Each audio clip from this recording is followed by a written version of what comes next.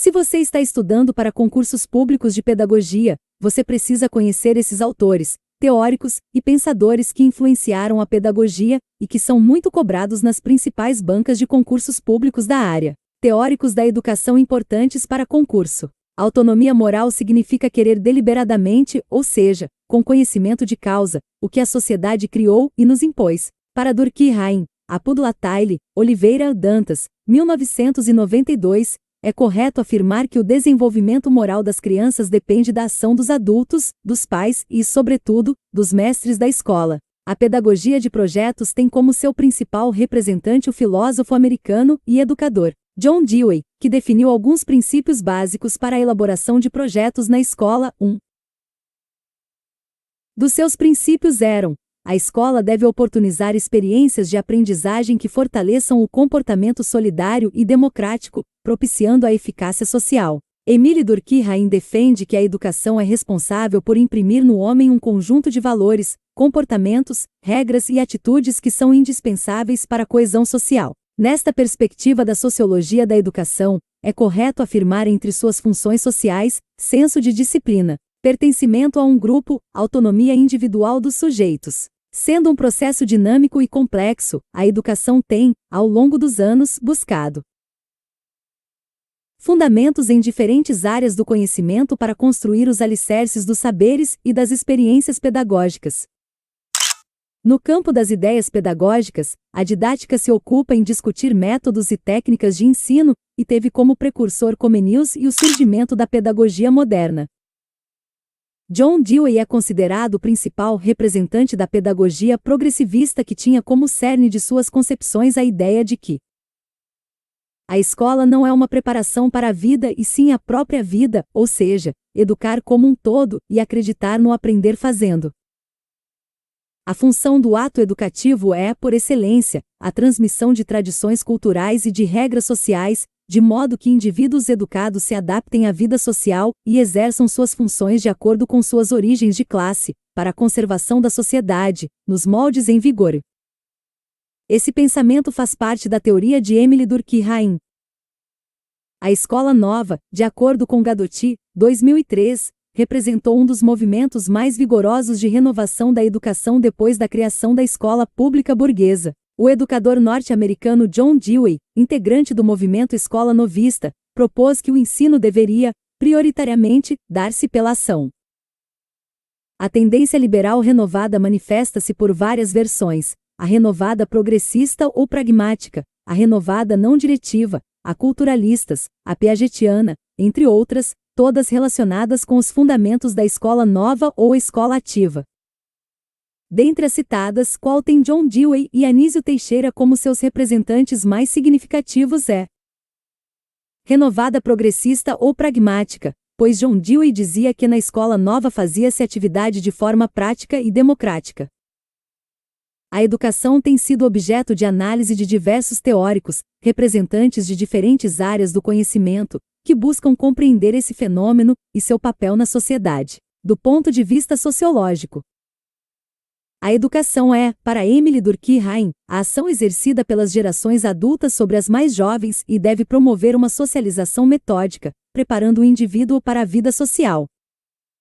Para John Dewey, a educação é uma constante reorganização ou reconstrução da experiência, ou seja, tudo são experiências e tudo é feito pelo movimento no que se refere à ação. De acordo com Philippe Perrenaud, na obra 10 Novas Competências para Ensinar a Aprender.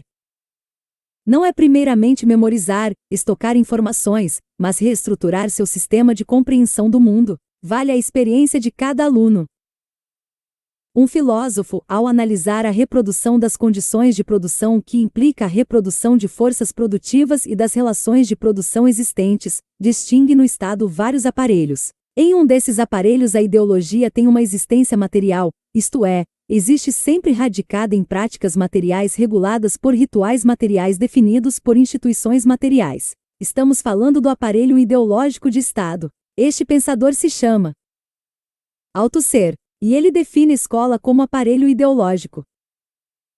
Os resultados das pesquisas desenvolvidas por Pierre Bourdieu e Jean-Claude Passeron, nos anos de 1970, contribuíram para que melhor compreendêssemos como a escola, em conjunto com outras instituições sociais, reproduzem e perpetuam as desigualdades econômicas e sociais entre os indivíduos posicionados diferencialmente na sociedade, ao longo das gerações, no que se refere às teorias relativas a currículo.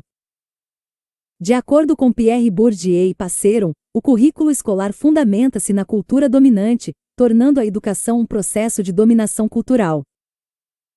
A década de 70 do século XX foi marcada por concepções educacionais nas quais se afirmava que a escola e a educação reproduzem a sociedade de classe e reforçam o modo de produção capitalista, as chamadas teorias crítico-reprodutivistas. Os representantes dessas teorias são Bourdieu, Passeron, Althusser, Baudelot e Stablet.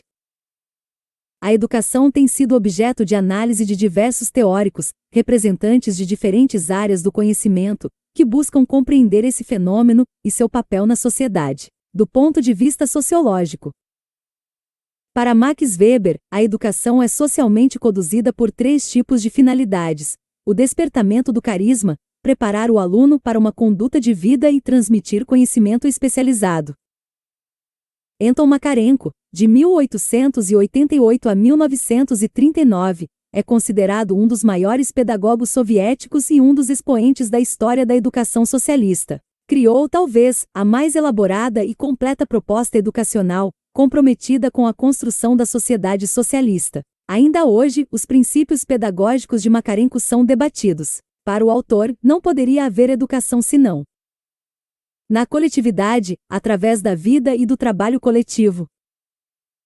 Faz uma crítica severa ao sistema escolar, com a denúncia de sua centralização, de sua burocracia interna, e, sobretudo, de suas desigualdades como estrutura reprodutora e justificadora do tipo de sociedade que vivemos. Essa crítica radical à instituição escolar é feita por Ivan Illich. No que se refere às teorias de Max Weber, a educação é o elemento essencial na formação intelectual e dos indivíduos, com destaque para os aspectos religiosos, familiares, e a educação política especializada, levando em consideração das tendências pedagógicas. Como base de pensamento da tendência liberal, Maria Montessori entende que o professor deve ser o centro do saber e a memorização é o foco da aprendizagem. Com relação à teoria educacional desenvolvida no âmbito da filosofia, da história e da sociologia, a criança, consoante a teoria de Montessori, é educadora de sua própria personalidade, sendo o educador formal um participante secundário da autoformação infantil.